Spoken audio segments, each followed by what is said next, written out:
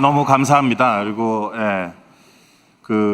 어렸을 때 제가 항상 가슴에 새겼던 말이 있었는데 영화 공부할 때 가장 개인적인 것이 가장 창의적인 것이다. 그 말을 하셨던 분이 누구였냐면 제 책에서 읽은 거였지만. This is director Bong Joon-ho, accepting the Best Picture award for his Korean film Parasite. But Asians weren't always celebrated in Hollywood.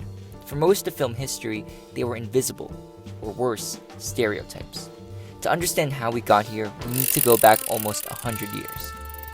Before Hollywood recognized films from the East, there was Anna May Wong, one of the first Asian American movie stars. I must confess I don't quite know the standard of respectability that you demand in your boarding house, Mrs. Haggerty. I made a terrible... Born in Los Angeles, she rose to fame in the 1920s and became globally recognized. The year is 1935, and Anna May Wong has just come off the success of her most famous film, Shanghai Express.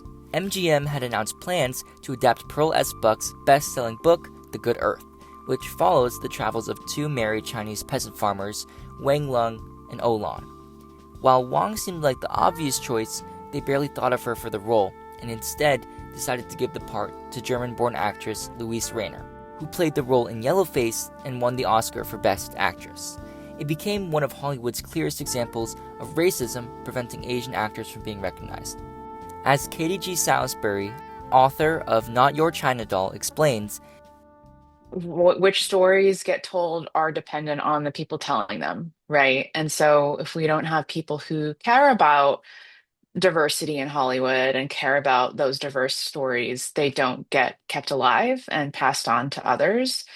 So unfortunately, I think that's a big part of it. For decades, Asian representation in Hollywood continued to rely on stereotypes. Even when Asian characters appeared in Hollywood films, they were rarely played by Asian actors. Instead, Hollywood often used a practice known as yellowface. Yellowface was when white actors used makeup, costumes, and exaggerated accents to imitate Asian characters.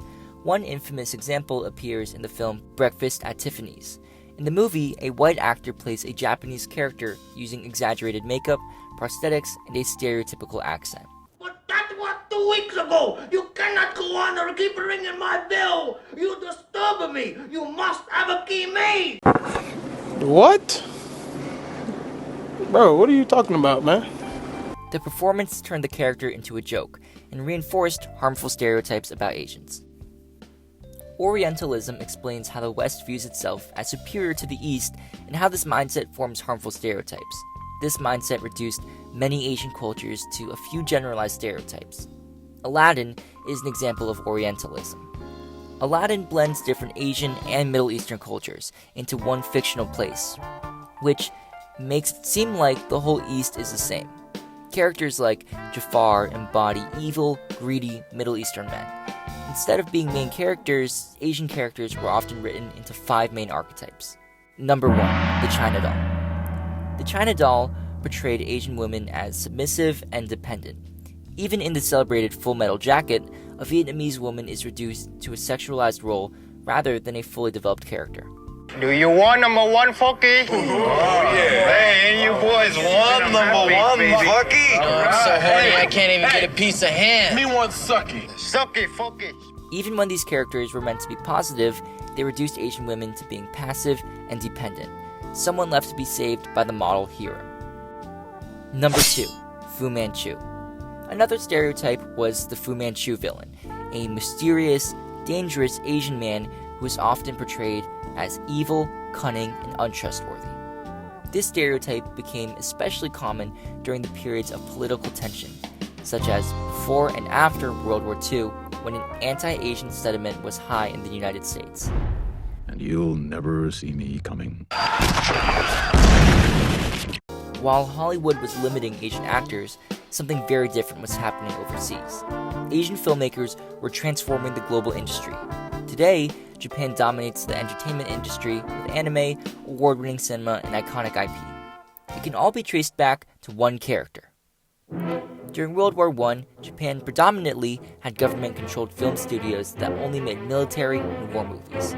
It was only after World War II that Japan prevailed in the film industry. After the war, the country was traumatized. So many of the films were related to Hiroshima, and one of those films was Godzilla. When Godzilla reached the West, audiences loved it, and remade it 2 years later. Dynamic violence. Savage action. Spectacular thrills. Godzilla, King of the Monsters. Around the same time, director Akira Kurosawa created films like Seven Samurai, which went on to influence generations of filmmakers, with its intense action choreography, deep character development, and an epic story. Whether you've seen it or not, Seven Samurai is undoubtedly one of the most influential films in history, and I'm sure the newest blockbuster wouldn't be here without it.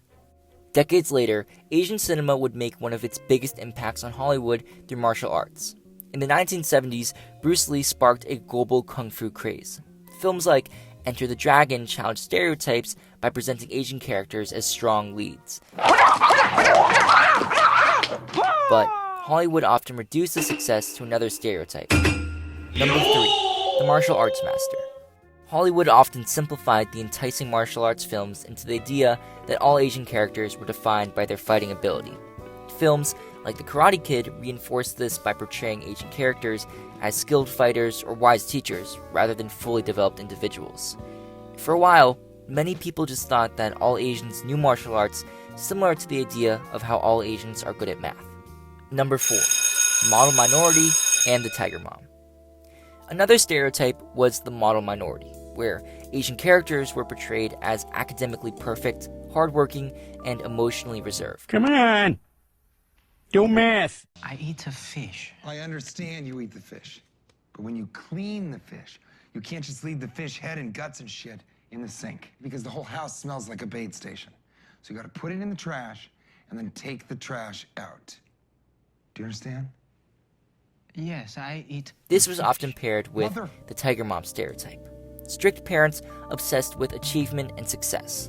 While this may seem positive, it creates unrealistic expectations and ignores the diversity of real Asian experiences.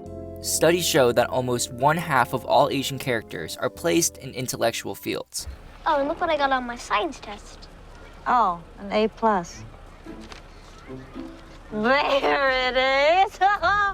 Nice work, my A. However, on August 15th, 2018, one of the most defining films for Asians would come out. That film was called Crazy Rich Asians.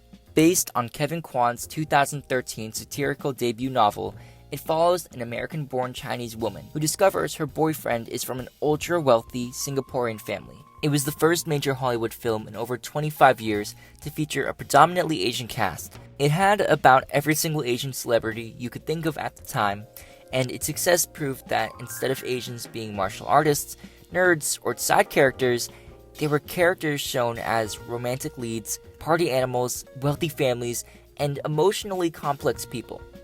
Just a year later, Parasite shocked the film industry by becoming the first non-English language film to win Best Picture at the Oscars. Director Bong Joon-ho brought such a nuance and political commentary to the issue of classism in South Korea, using dark humor, suspense, and symbolism to show the growing divide between the rich and the poor. Even the New York Times ranked Parasite as the best movie of the 21st century. Then, in 2022, another major movement for Asian representation arrived with Everything Everywhere All at Once.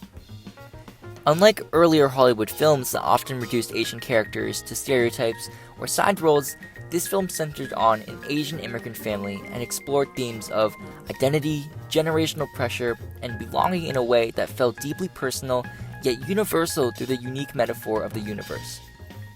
Directed by the Daniels, the movie combined absurd comedy, action, and emotion while still telling a story rooted in the immigrant experience. The film's success showed how much audiences were ready for stories that felt authentic and different from traditional Hollywood formulas. When Michelle Yeoh became the first Asian woman to win the Academy Award for Best Actress, it marked another turning point in Hollywood history. At the same ceremony, Ke Huy Quan won Best Supporting Actor after a decades-long hiatus. Asians in Hollywood were often overlooked, stereotyped, or erased, but through filmmakers, actors, and stories that challenged those portrayals, representation slowly began to change. From martial arts films to groundbreaking Oscar winners, Asian voices are finally being seen and heard in ways they were never before. And as these stories continue to grow, I'm sure that even more will begin to follow.